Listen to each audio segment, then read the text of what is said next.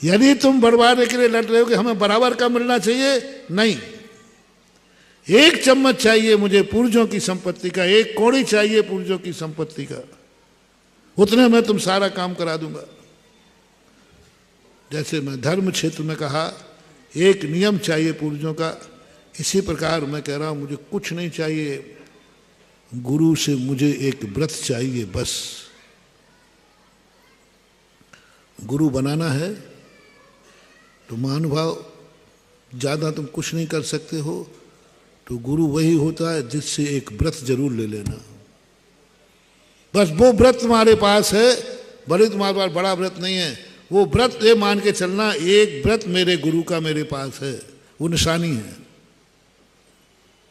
बस आप देखना मेरे पास 28 व्रत हैं, 28 मूल गुण हैं मेरे पास गुरु के।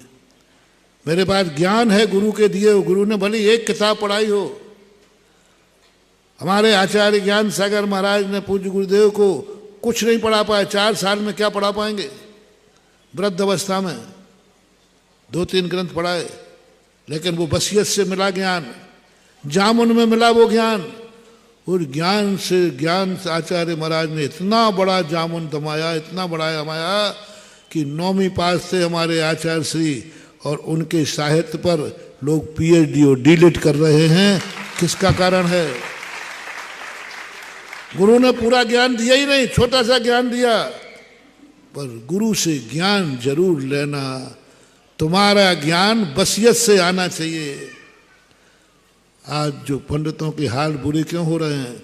उनके पास ज्ञान वसीयत से नहीं है।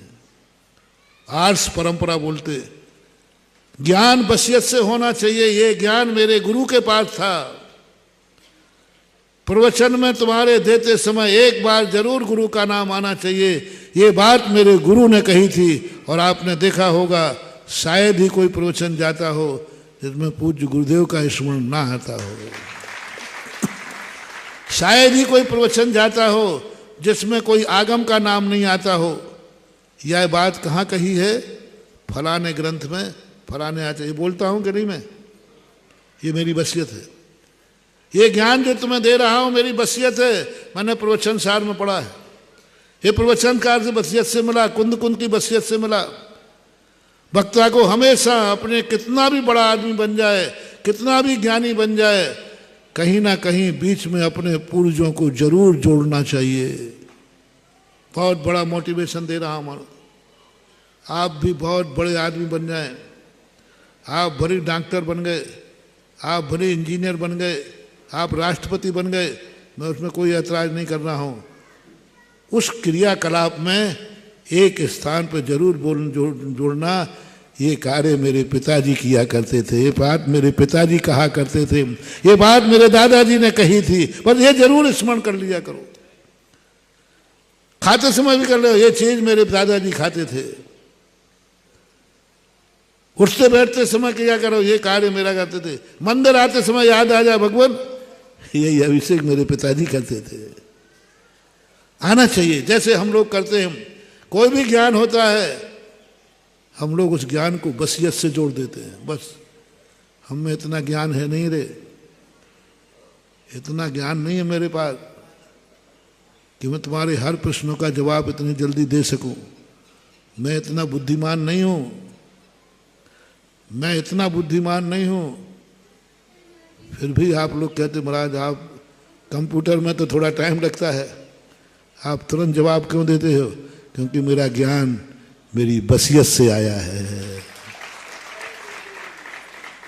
वसीयत से ज्ञान आया है। मैं कहीं ना कहीं किसी आचार्य को जरूर जोड़ता हूं।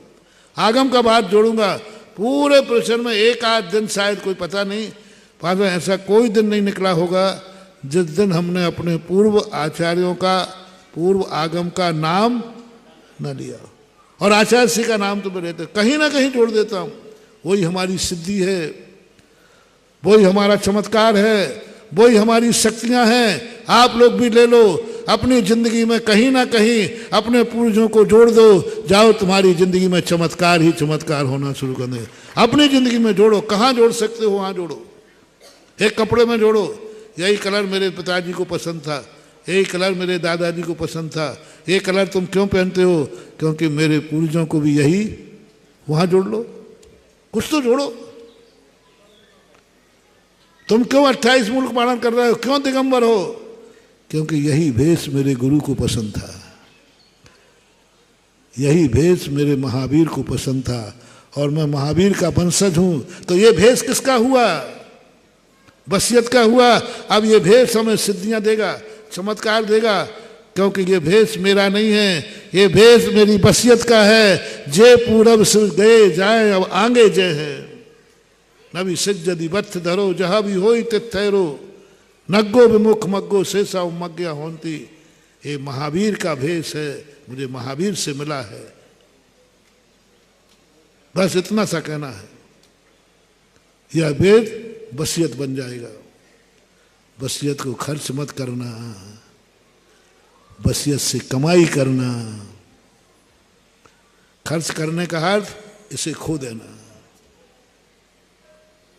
इसे समाप्त कर देना, खो देना इसको। 28 मुल्क खो दिए, नष्ट कर दिए, भ्रष्ट कर दिए, सब समाप्त कर दिए, ये खो दिया। खोना नहीं है, इससे कमाई करना है। गुरु ने मुनि व्रत दिया है, मुझे अरहंत बन के दिखाना है, ये कमाई है। जय जगन्नाथ दोस्तों, अगर आपको मेरी वीडियो अच्छी लगती है तो प्लीज मेरे चैनल को लाइक करें, शेयर करें, सब्सक्राइब करें। इसी तरह से अपना प्यार देते रहें। Thank you.